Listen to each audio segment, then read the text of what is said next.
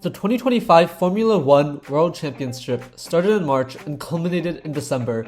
Here's what Harker students thought about the race.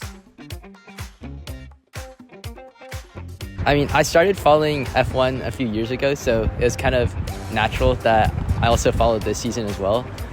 So I watched a few races, specifically the ones in the US or in North or South America, because they don't require me to get up at a too early time because I'm lazy.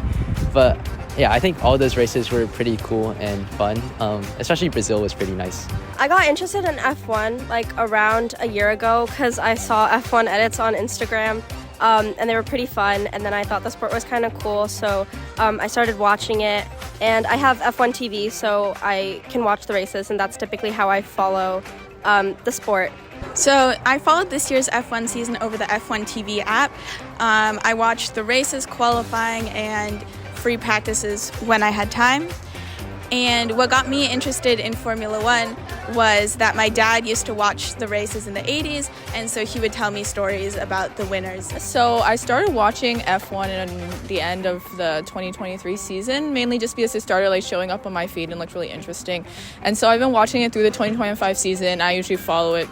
I just watch the races on their official channel and follow the news and the headlines that come up. Well, I've always supported Max Verstappen and Red Bull since 2020, before that championship year run. And I think I support Max because he's probably the best driver on the grid, and I really like his aggression and his mindset when it comes to driving. He's a all risk or high risk, high reward type of person, and I think that's rewarded him quite a bit. So my favorite driver that I support is Oscar Piastri, who's on the team McLaren, but McLaren's not my favorite team. And my favorite team is Williams. So basically I support Oscar Piastri because I think he's a very talented driver. I think he has a lot of potential, and I think he has a really good mindset that I think is pretty inspirational. I support Charles Leclerc and Ferrari.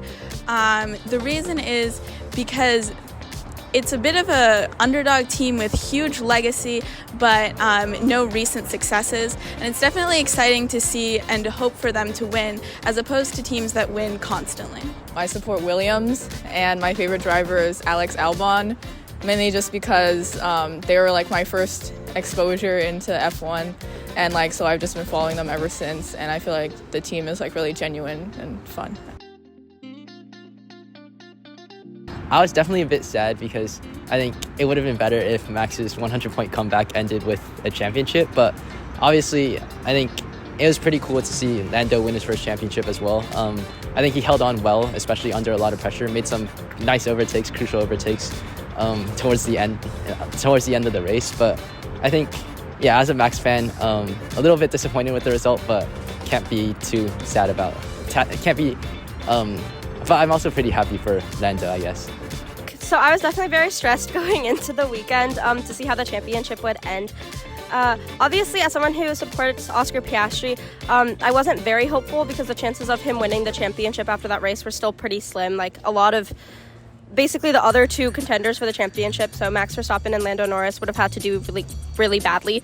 So I wasn't very hopeful, but I was still curious about maybe Max winning because I do think he's really talented also, and I was looking forward to him maybe getting a fifth title, but he didn't. I'm not the biggest Lando Norris fan, so I was a little bit upset by that result, but I'm so glad he has one championship under his belt, and maybe next year will be Oscar Piastri's year. Honestly, I found the Abu Dhabi Grand Prix to have a lot of interesting moments, but not to be an interesting race overall. It's probably a race that is best watched in the highlights as opposed to as a full race. Yeah, I expected Lando to win the championship in Abu Dhabi or Qatar, whichever one it was, because I felt like him getting off the podium was a little bit too improbable, especially because considering Piastri probably would have let him pass if he was off the podium and Oscar was in front of him.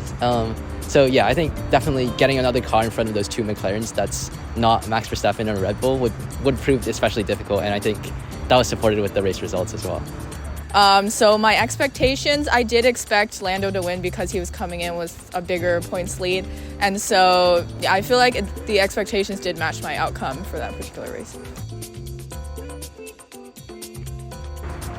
Well, it's kind of hard to say because there's new regulations next season. So obviously McLaren had the best car this year by a significant margin, especially in the start of the year.